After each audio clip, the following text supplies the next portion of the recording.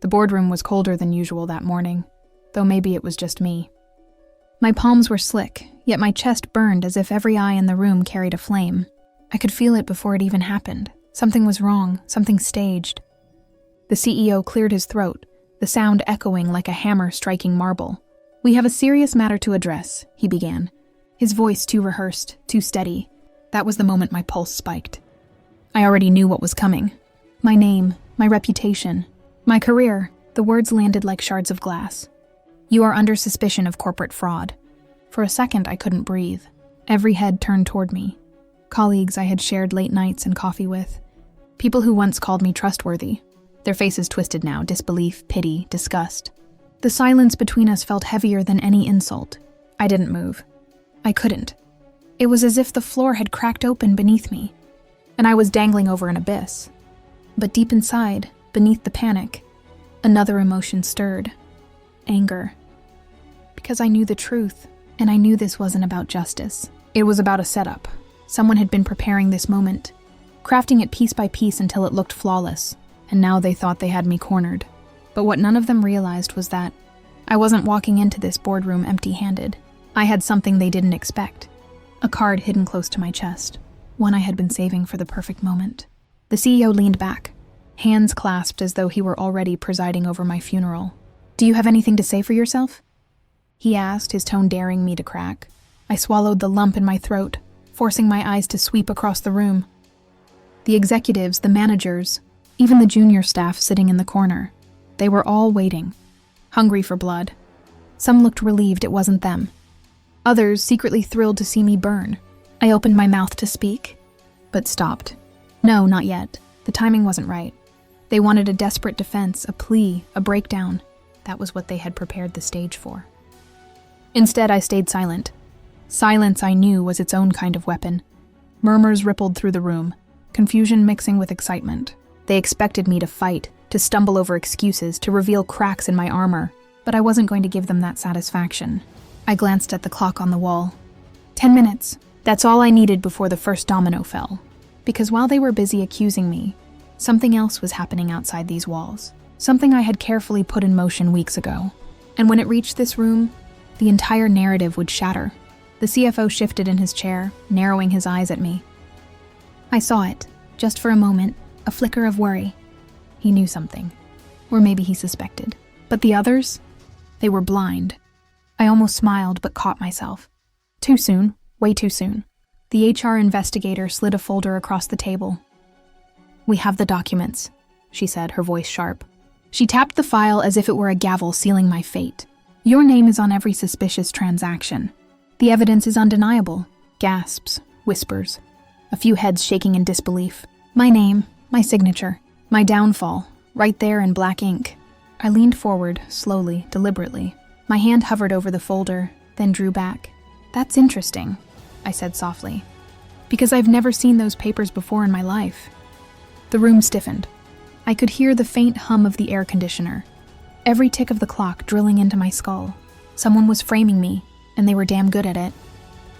But not good enough, because hidden in my possession was something that would unravel their perfect script, something that would turn every eye.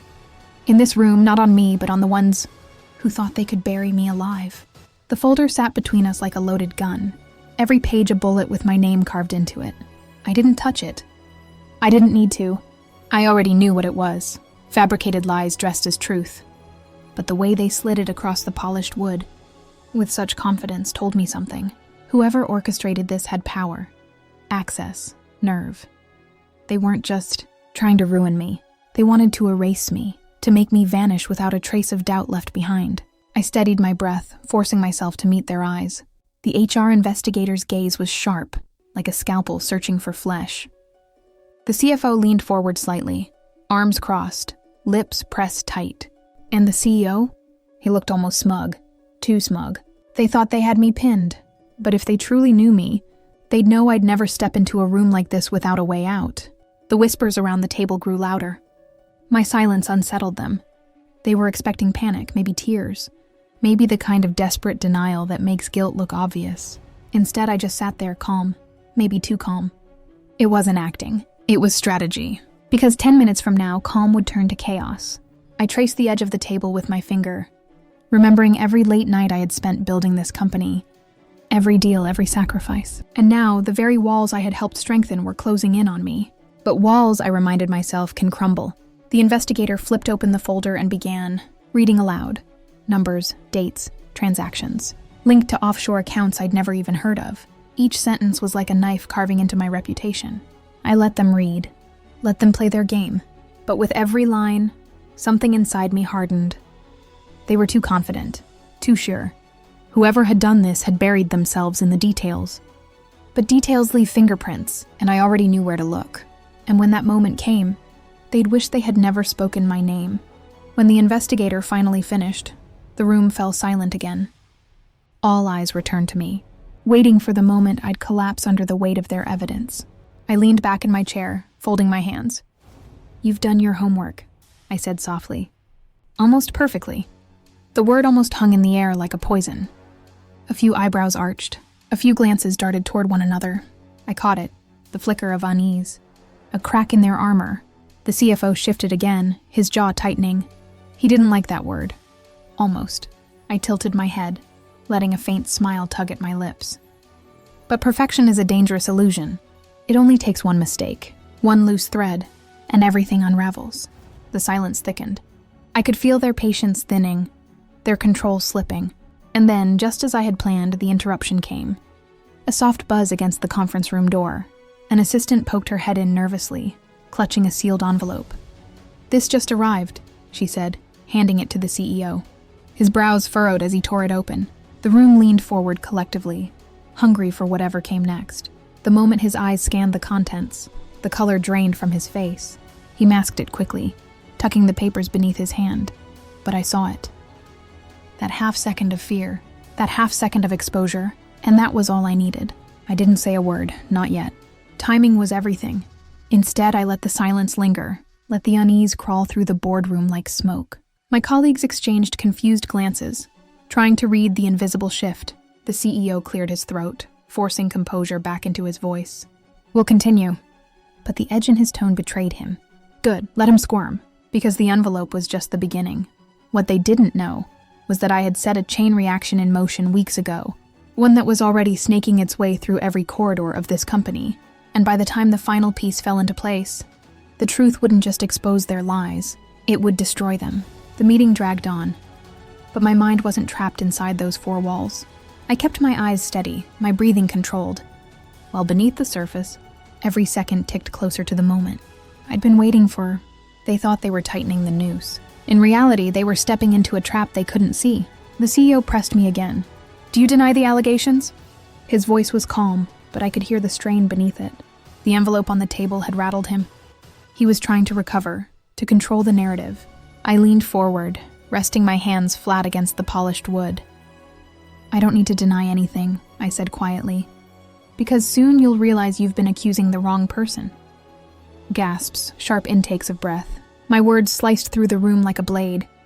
They wanted me cornered, pleading. Instead, I was turning the mirror on them. The HR investigator stiffened. "Mr. Daniels," she said firmly, "your name is on those transactions. Your signature appears on the authorizations. The evidence is indisputable." I tilted my head. "Funny thing about evidence," I murmured. "It doesn't always belong to the person holding it." The CFO's pen snapped between his fingers. Too much pressure. Too little control. I filed the detail away, storing it deep in my mind. Every reaction mattered. Every glance, every twitch was another piece of the puzzle. The assistant slipped back into the room, trying to move unnoticed. But I caught the flicker of panic in her eyes. She knew something, or she'd seen something. The kind of look people have when they realize they've been dragged into a storm much bigger than themselves. The CEO waved her away sharply, but his tone cracked. He was unraveling. Slowly but surely, and that was the beauty of it. I didn't have to scream my innocence. I didn't have to beg. All I needed to do was wait. Because the evidence I had planted, the real evidence, was already making its way here. I thought back to the nights I'd spent piecing everything together.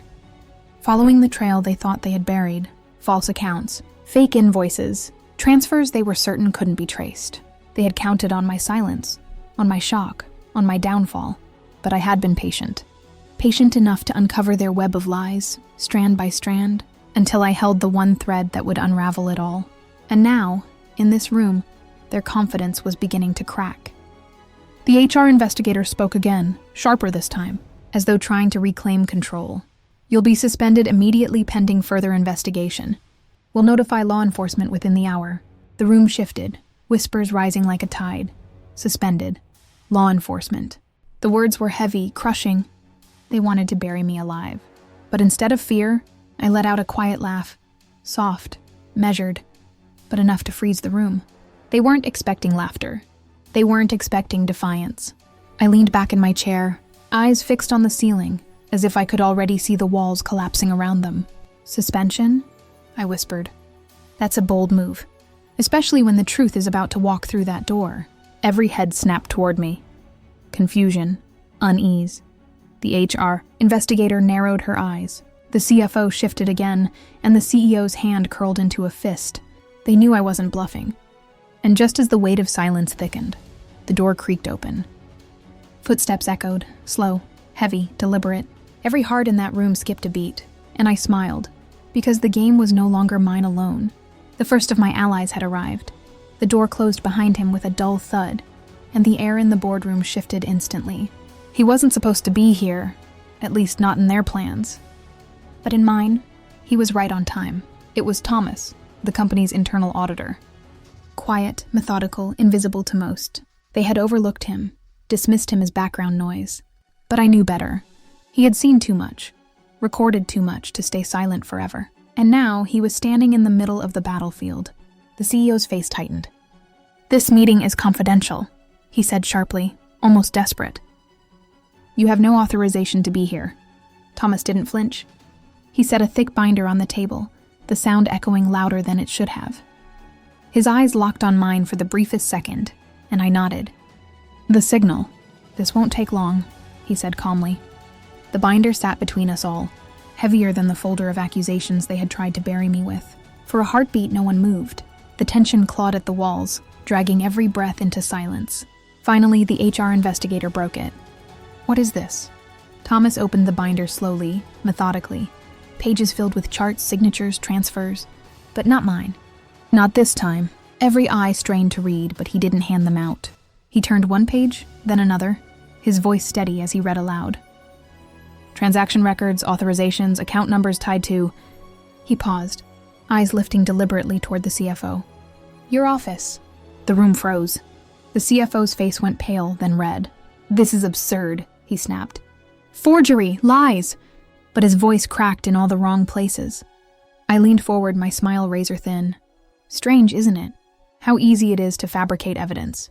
"You should know. You've been doing it long enough." Gasps rippled through the room. Whispers like daggers. I could see it happening. The shift. Doubt, once planted in their minds about me, was now twisting its roots into someone else.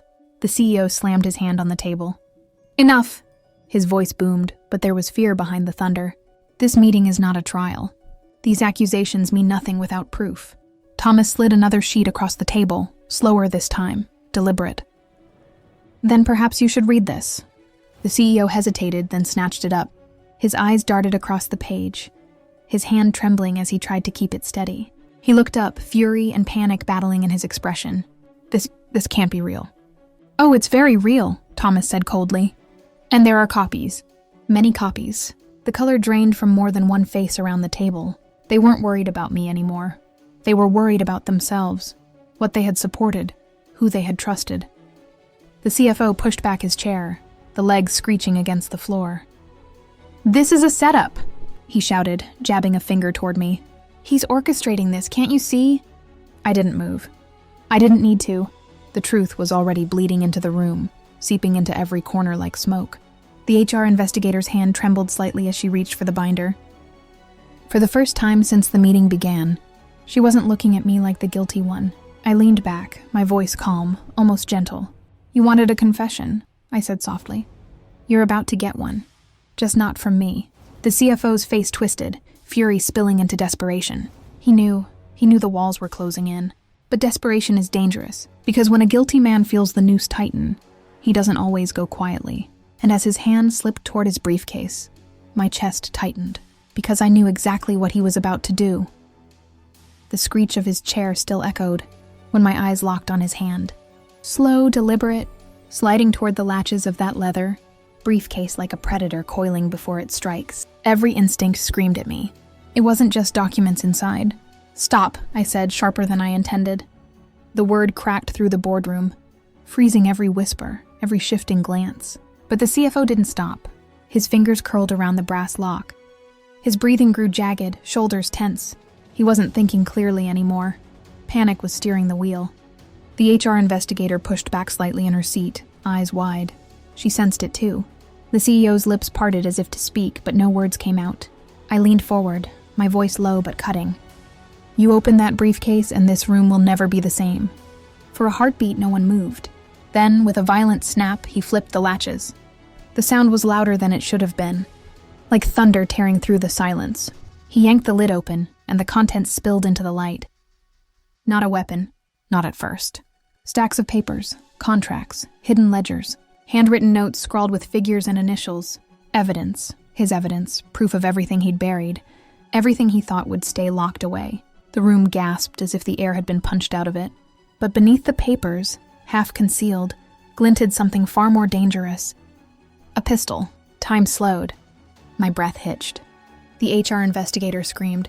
Chairs scraped as half the board lurched backward, their polished authority cracking into primal fear.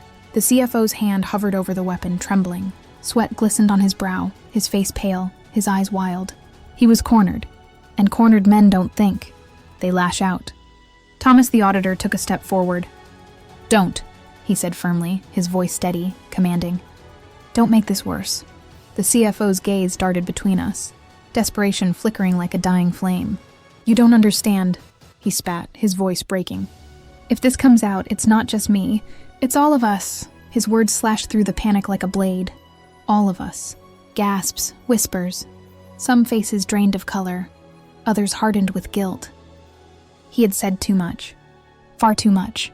I seized the moment. "Then say it," I pressed, my voice low but sharp as glass. "Tell them who else is involved. Tell them why you framed me." The pistol shook in his hand, his finger twitching near the trigger. He wasn't looking at me anymore. He was staring at the CEO. The CEO didn't move, didn't breathe, but I saw it. The crack of terror in his mask. He knew what was about to come. "Don't," the CEO whispered, almost pleading. But it was too late. The CFO's voice cracked as he screamed, "You made me do this!" And in that instant, the room shattered into chaos. The gun wavered in his hand, trembling between desperation and collapse. People screamed.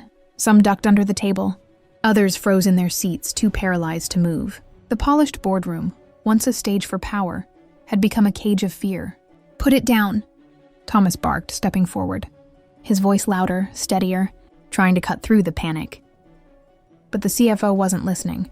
His eyes darted wildly, sweat dripping down his temples, chest heaving as if he were drowning in his own lies. "You don't get it," he rasped. "If I fall, the whole tower falls with me. The CEO, the board, every last one of them." The words struck like a thunderclap. The board members, those who still sat frozen, turned their eyes toward the head of the table. Toward the CEO. His mask cracked. A flicker of panic, a sheen of sweat. He tried to speak, but his voice faltered, broken under the weight of suspicion. I rose slowly from my chair, careful, deliberate. Every movement like walking a tightrope over fire. "You said it yourself," I told the CFO, voice low but sharp. "The truth is out. There's no putting it back in the box. But you don't have to end it like this." His eyes snapped to mine, pupils wide, hands trembling. The pistol twitched dangerously in his grip. "You don't understand," he whispered hoarsely. "I was supposed to take the fall, for him. But then you became the perfect scapegoat." The CEO slammed his fist on the table, voice booming. "He's lying." But even as the words left his mouth, they rang hollow, desperate. Every glance in the room shifted toward him. No one believed him anymore, not after what had been revealed. The CFO's laughter came out broken, jagged. "Lying? You signed the deals. You funneled the money. You told me to bury it in offshore accounts. And when the walls closed in, you needed someone else to hang. You needed him." His trembling hand jabbed the gun toward me. The room gasped, a single collective inhale. My chest tightened, but I didn't flinch. Not this time, because this was the moment I'd been waiting for. The confession. Every word he spat was another nail in their coffin, another truth dragged out into the light. The very board members who once stared at me with suspicion now looked at me differently, like I was no longer the accused, but the witness. Thomas stepped closer, voice steady. "Put the gun down. It's over. Everyone heard you. Everyone knows the truth now." But the CFO's eyes were glassy, wild. He shook his head violently. No, it's not over. You don't know what he'll do to me, what he's capable of." The CEO's face twisted with fury. "Don't you dare!" "Shut up," the CFO roared, swinging the gun toward him. The CEO froze, fear flashing raw for the first time. The boardroom had collapsed into madness. But beneath the screams and chaos, I felt it. The shift. The power was no longer his. The carefully crafted facade of control was gone. And in that fragile silence between his ragged breaths, I knew one thing. Someone in this room wasn't going to walk out the same.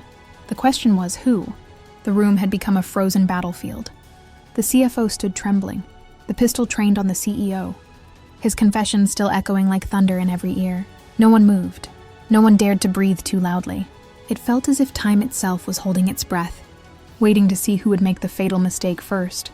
The CEO, usually calm and untouchable, was stripped bare. His face had gone ashen, eyes darting between the weapon and the board members, who were no longer loyal soldiers, but silent jurors. His power was slipping with every heartbeat.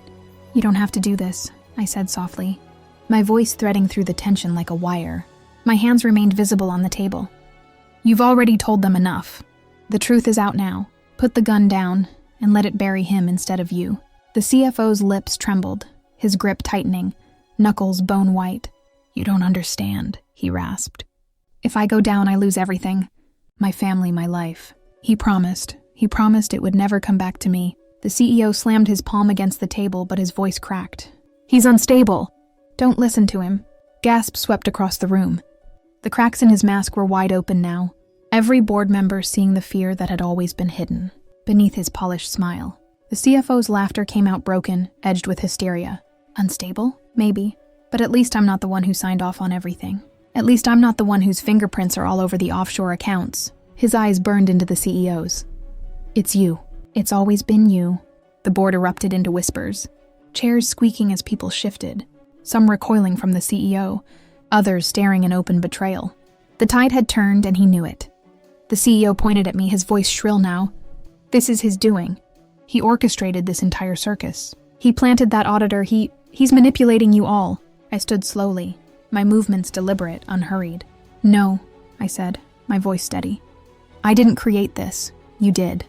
With your greed, your lies, your arrogance. You built this tower of corruption, and now it's collapsing under its own weight." The CEO's face twisted with rage, but I saw the flicker of panic in his eyes. He could feel his empire crumbling. The CFO's hands shook violently as the gun drifted lower, then higher again, torn between surrender and destruction. His voice cracked as he screamed, "I can't do this! I can't!" And then the door burst open. Security stormed in, weapons drawn, shouting commands that were drowned out by the chaos.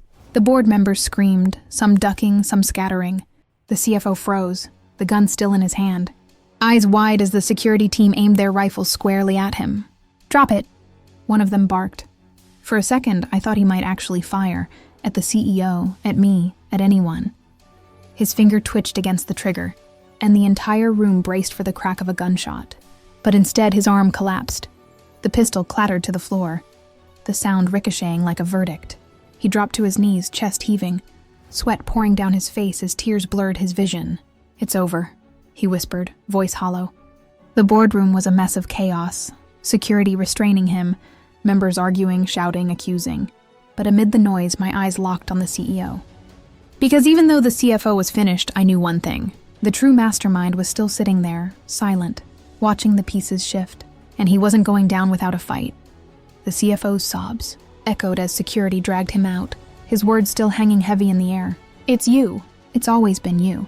His confession had cracked the room wide open, but the storm wasn't finished. Because the real serpent still sat at the head of the table. The CEO's jaw was clenched so tightly I could see the muscle twitch. His eyes scanned the boardroom, calculating, hunting for a way to regain control. The others, once his allies, avoided his gaze, whispering like nervous jurors afraid of their own verdict. He straightened his tie. reclaiming his composure with a performance only years of power could craft. "You've all been deceived," he said, voice smooth, commanding. "Do you really think I would risk everything I've built on petty fraud? On offshore accounts? This is a distraction, a manipulation orchestrated by him." His finger stabbed the air toward me. Every eye turned. Suspicion lingered in some, confusion in others. His tone still carried weight, but it was thinner now, fraying at the edges. I let him speak, let him try to spin his web one last time, because I had been waiting for this exact moment. I reached down, slowly, deliberately, and placed a small flash drive on the table. The metallic click as it touched the wood was louder than any shout. The CEO's face paled. Just a fraction, but enough. "This," I said quietly, "is my final card." The room held its breath as I slid the drive toward Thomas. He plugged it into the projector without hesitation. The screen on the wall flickered to life, filling the boardroom with damning light. Emails, transaction records, signed approvals. Not just from the CFO, but from the CEO himself. Every deal, every falsified number, every offshore transfer traced directly back to his account. Gasps filled the air. One board member muttered a curse under his breath. Another covered her mouth in shock. The HR investigator's hand trembled as she scribbled notes furiously. And then, the final blow. A recorded call. His voice clear and undeniable, instructing the CFO to bury it, make it disappear, and if anyone asks, we'll pin it on Daniels. My name, spoken in his voice. The trap exposed. The CEO surged to his feet, rage spilling through the cracks of his mask. "This is fabricated," he roared. "Do you think I'll let you destroy me with this lie?" But it was too late. The board had already seen enough. The whispers weren't whispers anymore. They were accusations, demands. Security shifted their stance, no longer looking at me, but at him. I stepped closer, my voice low, steady. "You tried to bury me.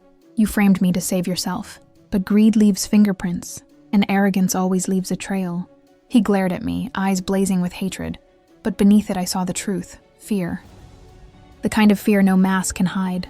Security moved forward, but he resisted, slamming his fist on the table one last time. "You'll regret this. Every one of you. This company dies without me." But his words fell into silence. No one rushed to his defense. No one stood by his side. The empire he had built on lies was collapsing, brick by brick, and he stood alone in the ruins. They let him out, his shouts fading into the distance. The boardroom was left in stunned silence, every face pale, every eye heavy with the realization of what had just happened. I sat back in my chair, finally breathing fully for the first time that morning. My name was no longer tarnished, my career no longer hanging by a thread. The truth had risen, brutal and undeniable, and those who tried to destroy me were consumed by it instead. But I didn't smile, because victories like this never feel clean. They leave scars, on reputations, on trust, on the soul. I had survived, but at what cost? The room around me buzzed with new plans, damage control, rebuilding, but their voices were distant, like echoes. My eyes lingered on the flash drive, still plugged into the projector. One card had saved me, but I knew, in this world there are always more games to be played, more secrets waiting in the shadows, and sometimes the final card is only the beginning. This is Karma Unfolded, where every secret finds its reckoning. Don't forget to subscribe.